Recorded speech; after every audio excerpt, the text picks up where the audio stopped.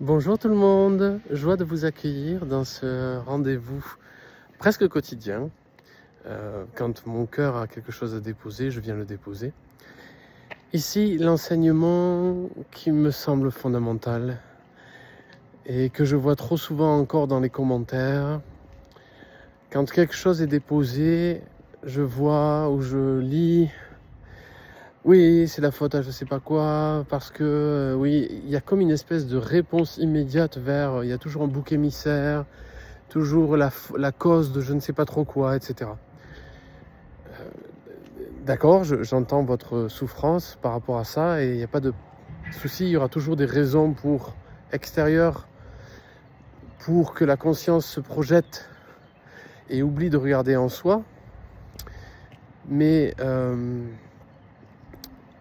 comme aujourd'hui l'enseignement de Isis était très clair sur le fait que tout ce qu'on ne prend pas en considération en nous devient un hologramme projectif inconscient qui devient ensuite nos souffrances extérieures, notre manière de diviser, comme ça notre intériorité devient la division extérieure. Je voudrais revenir sur cette notion que Jung avait beaucoup développée sur la notion d'ombre. Tout ce que nous ne prenons pas en charge intérieurement devient inconscient et est projeté en tant qu'expérience extérieure pour qu'on se rappelle. Fondamentalement, nous sommes l'unité divine qui s'exprime et dans un état sain, nous nous en rappelons tout le temps. Nous sommes le divin, tout est Dieu. Toutes les personnes qui écoutent présentement cet enregistrement sont Dieu. Tous les événements du monde sont Dieu. Tout cela est l'expression divine, plus ou moins comprise par notre niveau de conscience, plus ou moins intégrée. Maintenant, lorsqu'un individu, par adaptation, par fabrication de son ego, etc., a construit une distance considérable dans son monde intime, avec lui-même, cette résistance va devenir inconsciente, habituelle, et va devenir un projecteur qui va venir mentalement se révéler dans les situations extérieures. Les situations qui sont plus ou moins positives, souvent très négatives, sont en fait des miroirs révélateurs de quelque chose qui à l'intérieur n'est pas pris en considération. Autrement dit, le royaume intérieur est divisé parce qu'à l'intérieur, il y a des parties qui ne sont pas écoutées, entendues, reconnues, réintégrées dans le royaume. Cette bataille intime provoque des luttes extérieures. Et il y a besoin, parce que l'ego mental a besoin de se faire les dents comme sur un os, sur les situations extérieures. Il a besoin de cela pour justifier de sa souffrance, justifier de sa division, justifier de son identité factice. L'immense difficulté ici, et c'est ce que demande une immense humilité, c'est que l'individu se construit ce personnage, cet ego, sur cette division. La totalité du monde de la pensée automatique, conditionnée, conditionnelle, est le produit de cette division.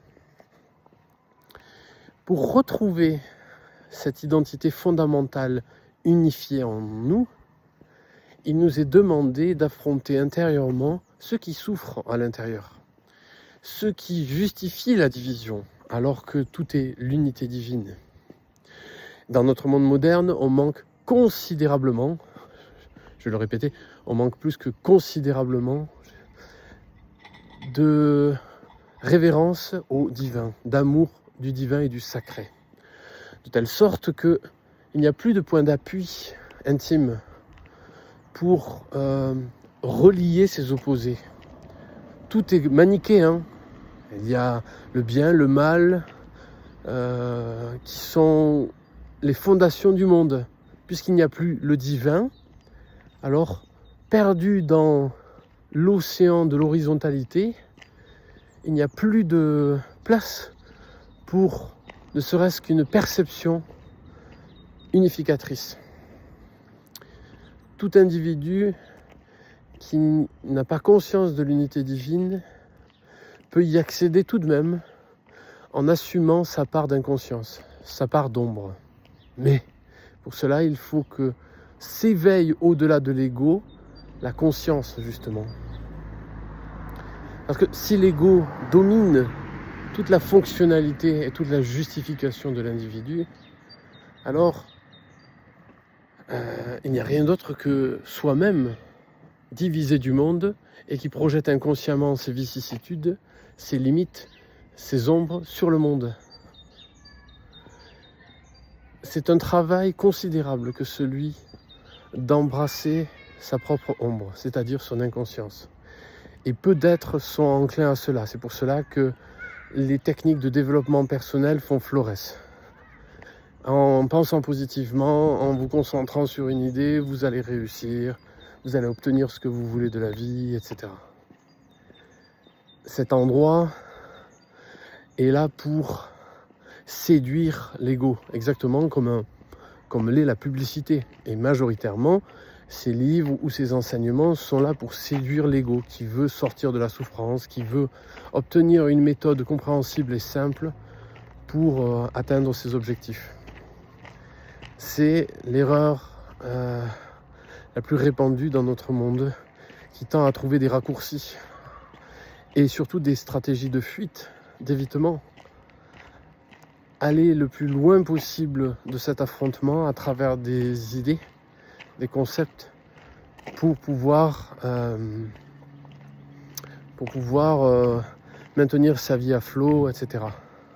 C'est un peu la même chose que la médecine moderne quand elle ne soigne que la surface, en oubliant la cause, la psychosomatique, la dimension psychologique, la manière dont le corps souffre et exprime une problématique beaucoup plus profonde que simplement un symptôme.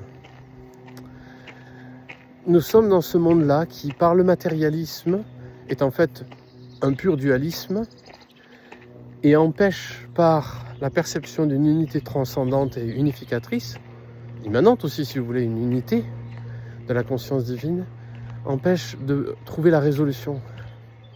Le travail avec l'ombre est d'autant plus difficile qu'il demande une sincérité avec soi, chose que l'ego a beaucoup de difficultés à accepter, ce qui demande un long travail alchimique de transmutation. Tant qu'il y aura des boucs émissaires, c'est que une partie de soi n'est pas prise en charge à l'intérieur, pas écoutée, pas aimée, pas reconnue. Et cette ombre se joue au travers de nous. C'est exactement le paradoxe de la lame du tarot, la lame 16. Non, c'est pas la lame 16. 14, non. Je ne sais plus. La lame du diable dans le tarot, dont parle Isis tout à l'heure dans la canalisation. Cette lame est à double tranchant, et c'est le cas de le dire. Le diable qui est présenté au centre a une lame, justement, qui correspond toujours à l'épée verticalisante. Autrement dit, cette ombre à l'intérieur de nous, qu'on va projeter à l'extérieur et donc diaboliser les situations, cette ombre qui n'est pas reconnue, est pourtant porteuse de notre capacité de verticalisation. D'ailleurs, le diable a des ailes dans la lame du tarot. Chose incompréhensible pour l'ego, c'est en acceptant cette ombre qu'on va retrouver nos ailes, mais tant qu'on ne l'a pas reconnue et qu'on a peur de cette figure intérieure, ce monstre au-dedans de nous, qui construit la division intime, nous sommes comme enchaînés, comme les deux personnages qui sont enchaînés en dessous du trône du diable. Ce qu'on a besoin, c'est de rencontrer cette ombre pour qu'elle nous révèle son potentiel d'évolution. Sans cela, on ne peut pas passer.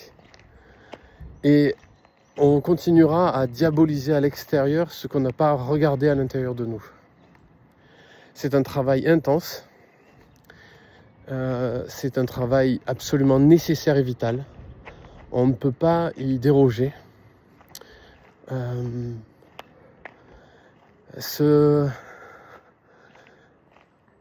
Ce rapport intime avec notre propre souffrance est donc un chemin de lucidité, mais aussi d'honnêteté. Et il est très clairement demandé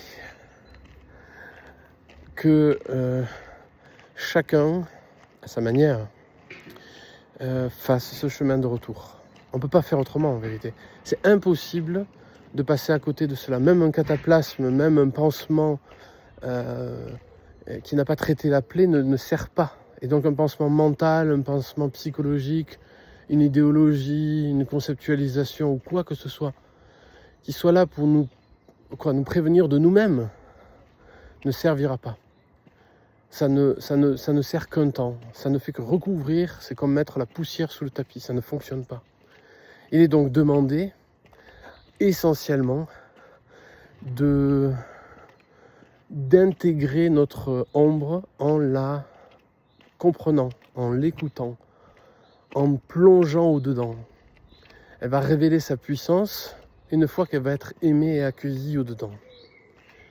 Ce n'est qu'un animal blessé qui a besoin qu'on prenne attention. Et tant qu'il y a nous et cet animal blessé à l'intérieur de nous, on est divisé et donc le monde est divisé. Vous comprenez ? Vous comprenez ? C'est finalement très simple. Donc, dans les commentaires, malgré le fait que je l'exprime avec lucidité et clarté, cet enseignement, j'entends toujours « Ah oui, mais c'est la faute de, ou c'est parce que, ou c'est... » Je vous en prie, essayez de regarder ce que ça fait résonner à l'intérieur de vous. Quel est le miroir, quel miroir cela vous renvoie de vous-même, avec un peu d'honnêteté. Oui, mais je ne suis pas comme ça, ces personnes qui sont machin. Non, la réaction émotionnelle, c'est la souffrance, c'est ok. Vous avez le droit de la vivre, mais méditez. Laissez passer un peu quelque chose. Prenez le temps d'accueillir cela avant de réagir, de répondre immédiatement. Prenez le temps d'accueillir comme un enfant blessé, ou qu'un animal blessé, cette part de vous qui hurle. Prenez-la en considération pour une fois. Ne cédez pas si facilement à la réponse immédiate. Parce qu'il en va de l'harmonie du monde. En Égypte, ils avaient très conscience de cela.